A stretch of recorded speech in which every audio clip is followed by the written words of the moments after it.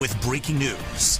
And we have breaking new details for you tonight in the investigation of a 2-year-old who police say accidentally shot himself with a stolen gun.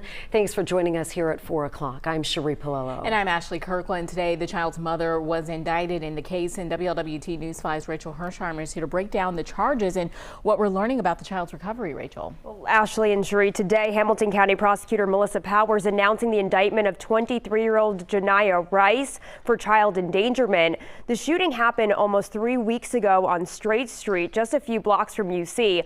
Prosecutors saying Rice was taking a nap when her 2-year-old son got a hold of the loaded gun and shot himself.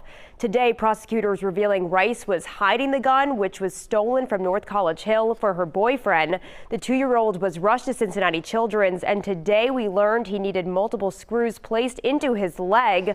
Melissa Powers releasing a statement saying, quote, "It shocks me that anyone would be so irresponsible with a firearm around young children.